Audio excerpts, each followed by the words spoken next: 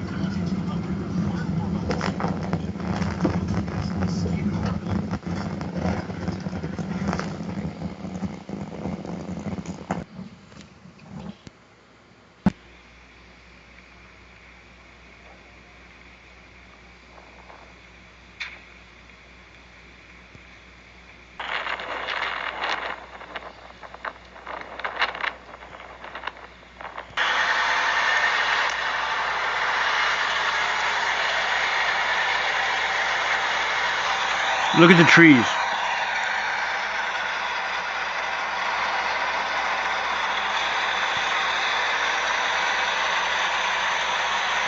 Look at the trees. The trees are still there, not burned.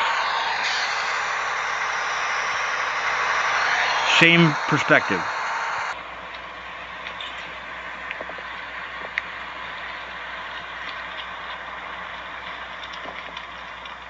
Every home gone at the same time.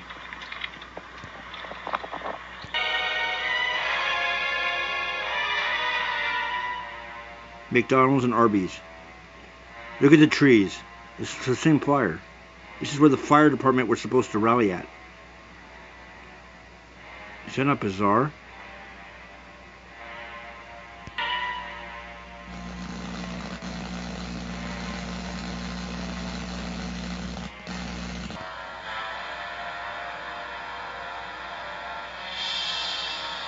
The streets are immaculate. What did they do, street sweeping? There's no ash in the streets.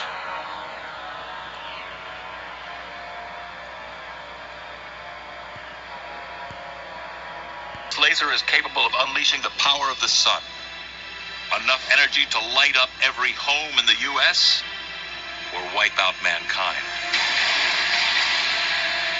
How did they create a laser with such devastating force? By assembling an array of 192 lasers and aiming them at a single hydrogen pellet the size of a BB. what we can do is focus this very high energy into a very small spot for a very short time. And when that happens, we get the conditions that are very much like inside our sun.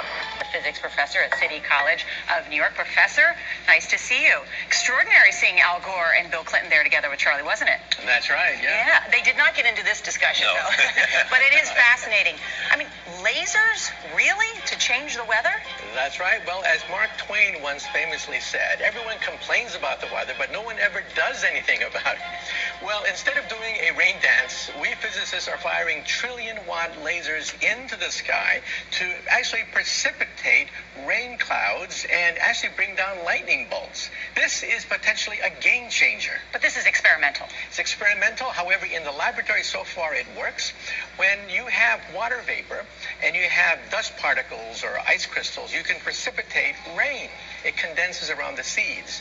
These seeds can also be created by laser beams. By firing trillion-watt lasers, you rip apart the electrons, creating what are called ions, and these ions act like seeds, like dust particles, bringing down rain and even lightning. Katie, go ahead.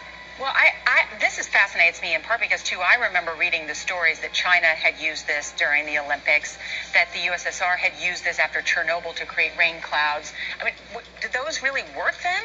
We have some of these capabilities now? Inconclusive. Even in the 60s, the CIA used this to bring down monsoons during the Vietnam War, to wash out the Viet Cong. Governments have been playing with this thing. Alleged to. Alleged to, right. Yeah. Now, we realize that for decades now, these governments have been alleged to have experimented with. When I was moving out, I was with my wife, drove by around my shop. I saw my truck was already fire, and fire was not coming even close to the building yet. Around my shop, I saw my truck was already fire, and fire was not coming even close to the building yet. What are we seeing and hearing right here? Yeah, so you're seeing some sort of material ignite and burn in there. You're getting a lot of materials that are vaporizing and combusting, gas lines, different materials they may store in the structure, and obviously some explosions occurring as well. Are we in danger right here? Do we need to start thinking about moving back based on this? Good time to end the interview and step back.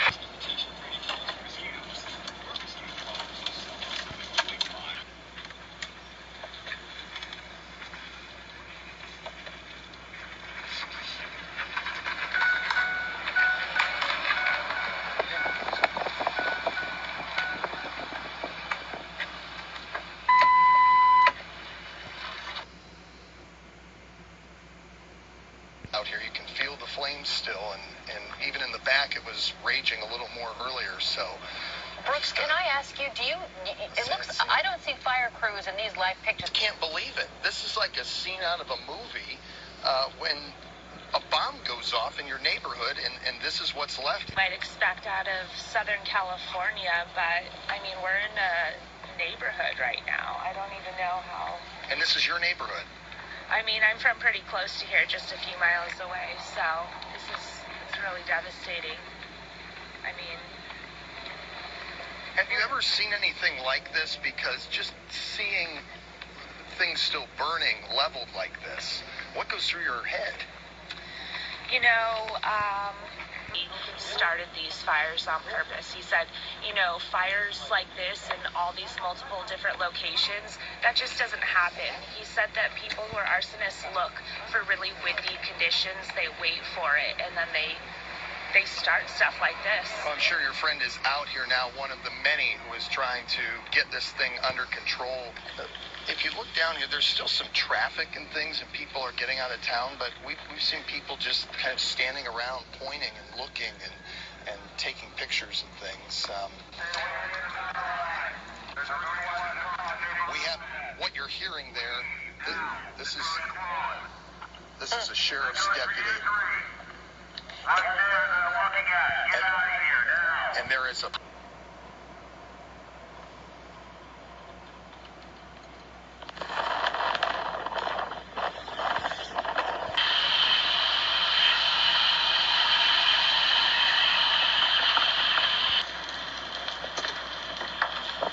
We're at Bella Vista and Palisades. House is burning. Looks like on the north side of the road. Look at the ground. Fire comes out of the ground.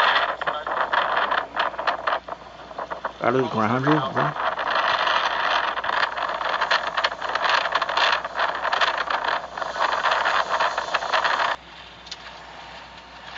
The wall is on fire.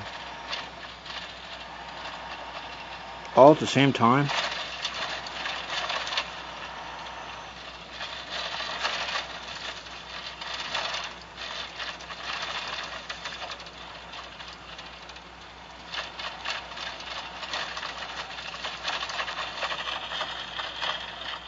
Let's go.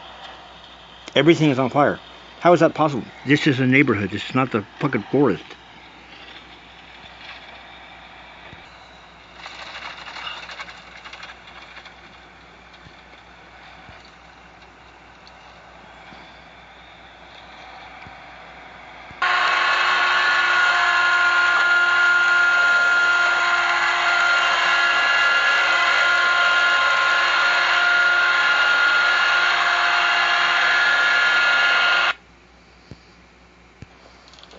Hello, this is Martin Espinoza with the Press Democrat.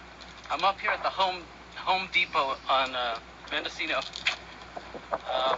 Why is that bush on fire, dude? That bush is just on fire. Here, the Luckies at the Home Depot. The Sonoma County Fire Emergency Response Team is supposed to set up a, oh boy. The trees aren't on fire?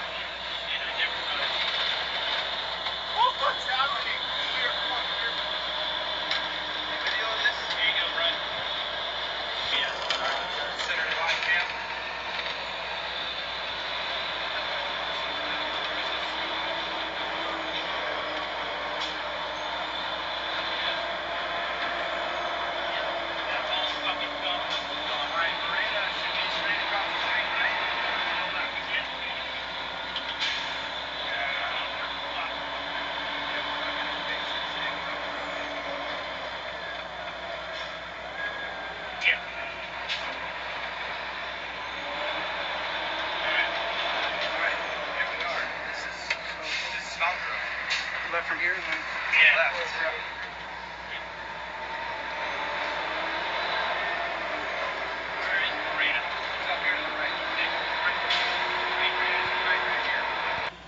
There's my neighbor's house. There's my neighbor's house.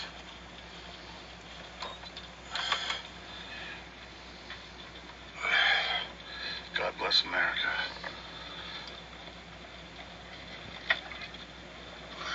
There's my neighbor's house, right back to mine. Bob's house. Look at that.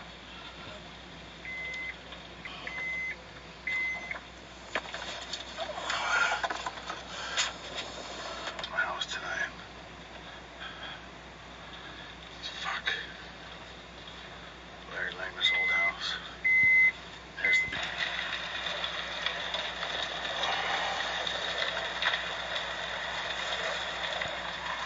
No, we moved, and you got to see this to believe this. I'm going to have Martin pan up to the left. You're looking at a neighborhood that goes block after block after block that is completely and totally and overwhelmingly destroyed. You rarely see anything like this. Now, you might see this out in the countryside somewhere, but in a urban area like this, to see this kind of... But this is in the flats here. The wind was blowing, and obviously this just became an incinerator. This is called Coffey Park. It's a part of Santa Rosa, not far from the freeway, and this place is just destroyed. There's really almost nothing left.